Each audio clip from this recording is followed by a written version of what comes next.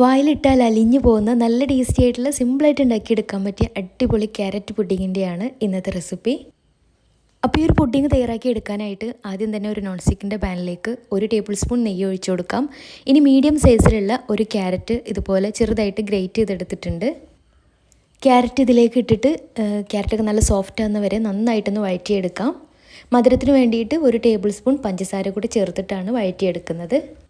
ക്യാരറ്റൊക്കെ നന്നായിട്ട് വെന്ത് നല്ല സോഫ്റ്റായിട്ട് വന്നാൽ പാനിൽ നിന്ന് മാറ്റാം. ഇനിയൊരു പാത്രത്തിലേക്ക് 10 ഗ്രാം ചൈന ഗ്രാസ് ചെറുതായിട്ട് കട്ട് ചെയ്തിട്ട് അതിലേക്ക് കുറച്ച് വെള്ളം ഒഴിച്ചിട്ട് മെൽറ്റ് ചെയ്യാൻ വേണ്ടിയിട്ട് വെക്കാം. ഇതേ സമയം തന്നെ ക്യാരറ്റ് വേവിച്ചെടുത്തിട്ടുള്ള പാനിലേക്ക് 1 ലിറ്റർ പാലൊഴിച്ചിട്ട് തിളപ്പിക്കാൻ വേണ്ടിയിട്ട് വെക്കുന്നുണ്ട്. രണ്ടും കൂടെ ഒരേ സമയത്ത് വേണം വേവിച്ചെടുക്കാൻ വേണ്ടിയിട്ട്. മെൽറ്റ് ചെയ്യാൻ വേണ്ടിയിട്ട് വെച്ചിട്ടുള്ള ചൈന ഗ്രാസ് ഇടയ്ക്ക് ഇളക്കി കൊടുക്കാൻ മറക്കരുത്. ഇതേ സമയം തന്നെ മീഡിയം സൈസിലുള്ള ഒരു ക്യാരറ്റ് ഇതുപോലെ ചെറുതായിട്ട് കട്ട് ചെയ്തിട്ട് കുറച്ച് വെള്ളത്തിൽ കുക്കറിലൊന്ന് പുഴുങ്ങിയെടുത്തിട്ടുണ്ടായിരുന്നു. കുക്കറിൽ 2 വിസിൽ എടുത്താൽ മതിയാവും.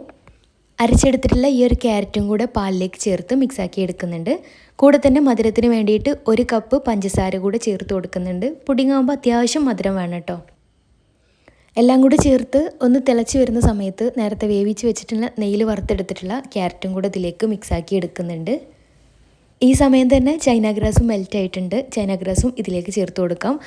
രണ്ടും ഏകദേശം ഒരേ ചൂടിലാവുമ്പോൾ ചേർത്ത് കൊടുക്കാൻ കേട്ടോ നല്ലത്, അല്ലെങ്കിൽ പിരിഞ്ഞു പോകാനുള്ള സാധ്യതയുണ്ട്. ഇനി ഒന്നും കൂടെ ടേസ്റ്റി ആവാൻ വേണ്ടിയിട്ട് 1/2 ടിന്ന് മിൽക്ക് മെയ്ഡ് കൂടെ ചേർത്ത് കൊടുക്കുന്നുണ്ട്. മിൽക്ക് മെയ്ഡ് കയ്യിലില്ലെങ്കിൽ നിർബന്ധമൊന്നുമില്ല കേട്ടോ, ചേർത്താൽ ഒന്നും കൂടി ടേസ്റ്റാണ്. കൂടെ തന്നെ നല്ലൊരു ഫ്ലേവറിന് വേണ്ടിയിട്ട് 1 ടീസ്പൂൺ വനില എസൻസ് കൂടി ചേർത്ത് കൊടുക്കാം. വനില എസൻസിന് പകരമായിട്ട് ഏലക്കാപ്പൊടി ആയാലും കുഴപ്പമൊന്നുമില്ല. എല്ലാം കൂടി ചേർത്ത് നന്നായിട്ട് തിളച്ച് വന്നാൽ ഇനി പുഡിങ് സെറ്റ് ചെയ്യാൻ വേണ്ടി വെക്കാനുള്ള പാത്രത്തിലേക്ക് ഒഴിച്ചു കൊടുക്കാം. ഞാൻ 2 പാത്രത്തിലാണ് കേട്ടോ സെറ്റ് ചെയ്തെടുക്കുന്നത്.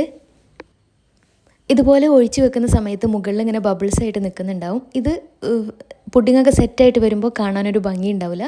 അപ്പോൾ ഒരു ബബിൾസ് ഇതുപോലെ ഒരു സ്പൂൺ വെച്ചിട്ട് കോരി മാറ്റി കൊടുക്കുകയാണെങ്കിൽ സെറ്റായിട്ട് വരുമ്പോൾ നല്ല വൃത്തി ഉണ്ടാവും കാണാൻ വേണ്ടിയിട്ട്. അപ്പോൾ ഞാൻ ആ ബബിൾസൊക്കെ ഒന്ന് മാറ്റി കൊടുക്കുന്നുണ്ട്. ഇനി ഇത് ഫ്രിഡ്ജിൽ ഒരു 4 മണിക്കൂറെങ്കിലും സെറ്റ് ചെയ്യാൻ വേണ്ടിയിട്ട് വെക്കാം, ഒന്ന് തണുക്കാൻ വേണ്ടിയിട്ട് വെക്കാം. ഫ്രീസറിൽ വെക്കേണ്ട ആവശ്യമില്ല കേട്ടോ.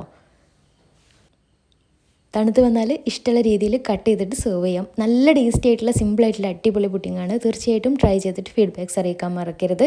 ഞാൻ മുകളിൽ കുറച്ച് ബദാം ഇതുപോലെ കനം കുറഞ്ഞ് ഒന്ന് കട്ട് ചെയ്തിട്ട് ഒന്ന് ഡെക്കറേറ്റ് ചെയ്ത് വെച്ചിട്ടുണ്ട്.